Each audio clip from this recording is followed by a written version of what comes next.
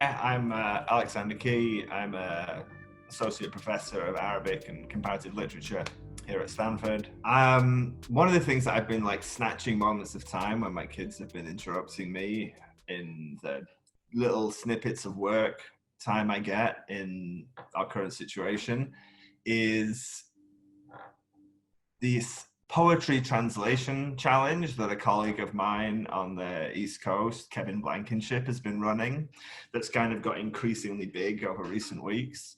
Started off with him just posting like a line of classical Arabic poetry and asking people to do translations of it. And it got bigger and bigger, and now it's being hosted by the sort of premier Arabic literary, contemporary Arabic literature and translation site, arablit.org. And this is now the second week of the sort of formal hosting. And people are submitting like all kinds of stuff, you know, Facebook, Twitter, email, different languages, you know, from Arabic into a range of different languages. So I've been, and this fits with some of the bigger work projects that I've got at the moment that are kind of on hiatus because of the homeschool.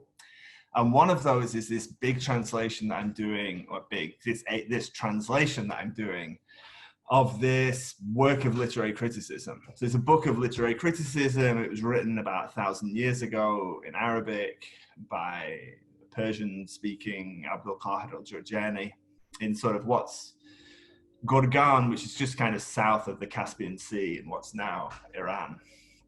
So Abdul Qahir al-Jurjani writes this incredibly influential book of literary criticism, which is a book about, you know, how syntax produces affect. So like how the way that syntax is constructed and the way that imagery is constructed with metaphor and metonymy, and a whole panoply of rhetorical figures, like how that makes you feel one way before the line, and then after the line you feel different. And he's like, how can we explain the difference between how you felt and then how you feel afterwards? And his answer is boils down to, you can plot out in syntax time the different amounts of information you have at different points in the line. And then it's the shifts in those bundles of information as the line goes through. It's sort of, you know, 10, 20 syllables or so, like that's what makes you feel different. So I haven't got very far with this project. I'm on like page 3 of the sample 20 pages that getting turns into the sort of 300 pages.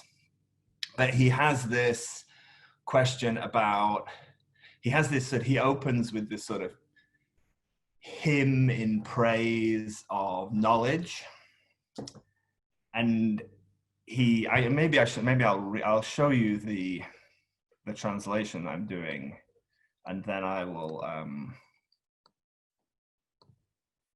So these are my notes. Well, this is the translation, and then maybe I'll read the Arabic paragraph, and you can look at the English.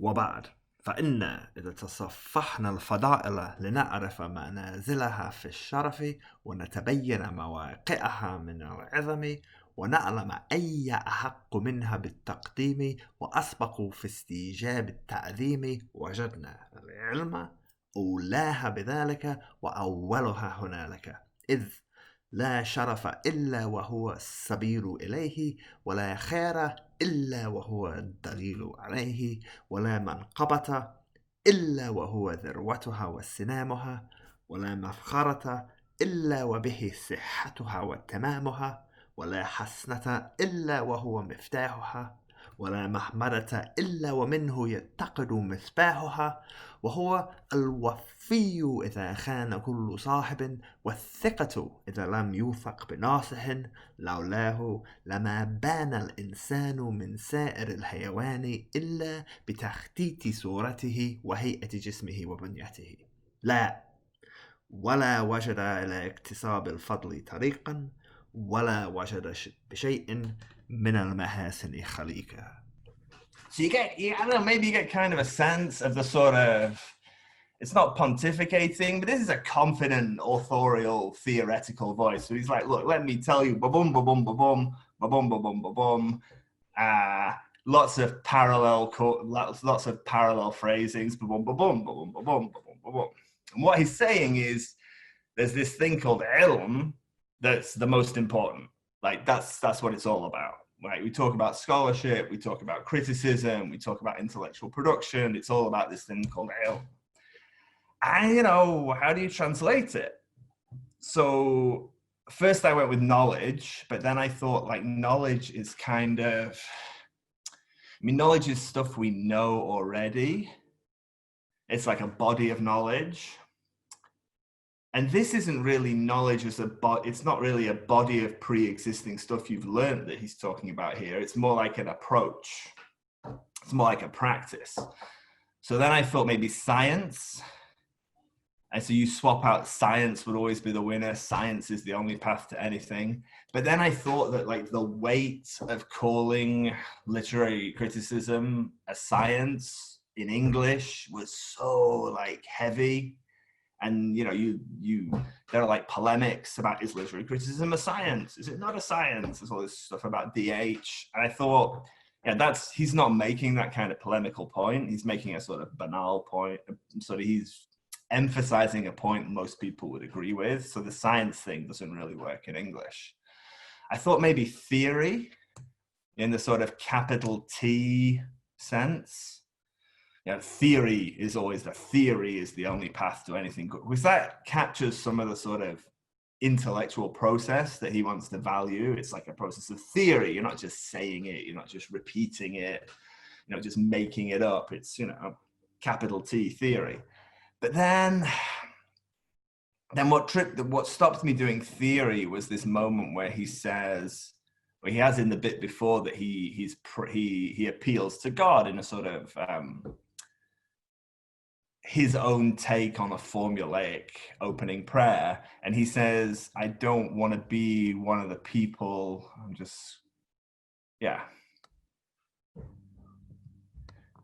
I don't want to be one of the, I ask God to stop me from claiming something I do not know.